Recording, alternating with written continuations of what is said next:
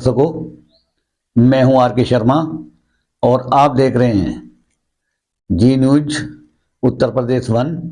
आज के मुख्य समाचार। आदिवासियों के मकान तोड़कर बनाया जा रहा बीजेपी कार्यालय बुनाए। एमपी बीजेपी कार्यालय बनाने हेतु आदिवासियों के मकानों को बुलडोजर चला तोड़ा गया। 70 साल से यहां रहकर नगर पालिका को हाउस टैक्स दे रहे आदिवासियों को जबरन यहां से हटाया गया। विरोध कर रही महिलाओं को खींचकर पुलिस ने गाड़ी में डाला।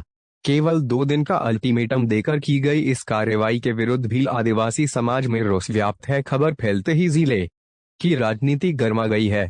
देखिए गुना से डायरेक्टर आर के शर्मा की खास रिपोर्ट।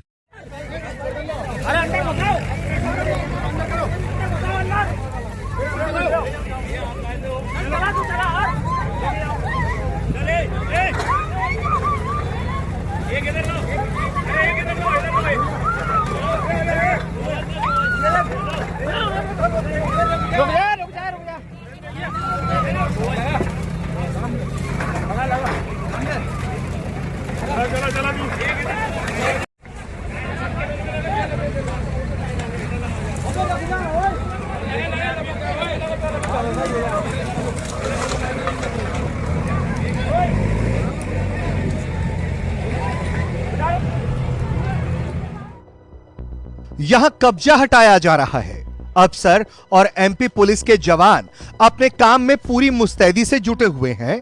बुलडोजर अपना काम कर रहा है और एमपी पुलिस अपना।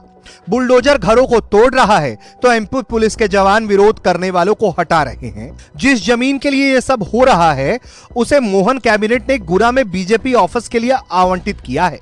हालांकि इस जमीन पर वर्षों से आदिवासी अपना आशियाना बनाकर रहते थे। सरकारी जमीन पर काबिज नानक राम भील की माने तो बीते 50-60 वर्षों में उनका परिवार यहीं पर है। एक दिन पहले ही नगर पालिका ने नोटिस दिया था और अब बुलडोजर चला दिया। मैंने बनवाया था साहब, ये मेरा मकान टूट गया। परेशान आज मुझे 60-70 साल हो गए इसमें निवास करते हैं। नगर पालिका टैक्स भर रहा हूँ मैं है और प्रशासन ये मेरी घटिया ये मकान तोड़ रहे।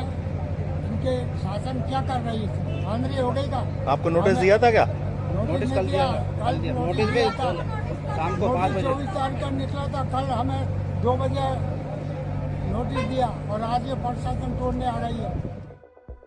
बीजेपी नेताओं की माने तो सरकार ने पार्टी को इस जमीन को आवंटित किया था और प्रशासन ने अतिक्रमण हटाया क्योंकि यहां पर काफी लंबे वक्त से अवैध कब्जा था। जमीन थी शासन के द्वारा, सरकार के द्वारा हमको आवंटित की गई है। लगभग 1.5 बीघा के आसपास जमीन है होटल राजविलास के साथ।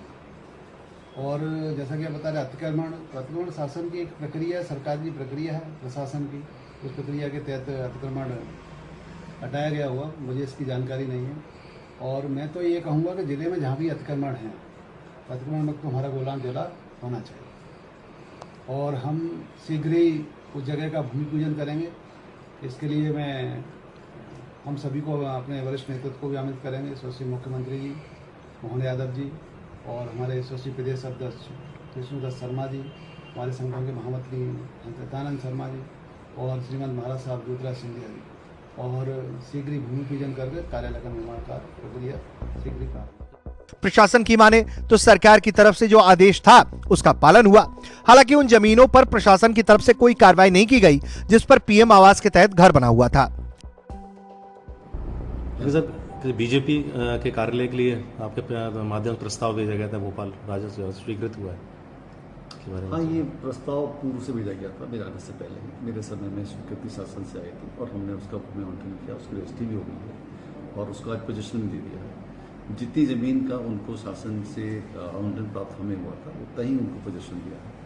और जो व्यक्ति वहाँ पे भील मार रहते थे उनको उनकी ज़मीन को टच नहीं किया गया है उस पोर्शन पे जिसपे उनके द्वारा पीएम आवास बनाया। कितनी जगह दी गई है सर? उनका जो लिमिटेड एरिया था जिसपे मकान था वो बीजेपी कार्यालय कितनी जगह? 32,500 स्क्वायर फीट। से कुछ ऐसे आरोप लगाए भील में, जैसे हमारे नगर पालिका की रसीद भी थी, काफ़ी पुराने पट्टे हैं, नामांतरण। मुझे ऐसा बताया गया कि 1957 से ऐसा कुछ बोला गया था, बट हाई कोर्ट में केस ऑलरेडी हार चुके हैं। ऐसा मेरी फॉरेस्ट हमारी जो रेवेन्यू की टीम। इस जमीन को लेकर सियासत शुरू हो गई है। पूर्व सीएम दिग्विजय सिंह ने इस कार्रवाई की आलोचना की है उन्होंने अपने सोशल मीडिया अकाउंट एक्स पर अपील की है कि जब तक इन आदिवासी लोगों के रहने की कोई व्यवस्था ना हो जाए उन्हें वहां से ना हटाया जाए। आपको बता दें कि बीजेपी पार्टी कार्यालय के निर्माण के लिए शासन ने गुना में 1.5 बीघा जमीन का आवंटन किया है। इस जमीन की रजिस्ट्री बीजेपी नई दिल्ली के नाम पर की गई है। बीजेपी ने इस जमीन के एवज में शासन को तकरीबन 1.5 करोड़ रुपए दिए हैं।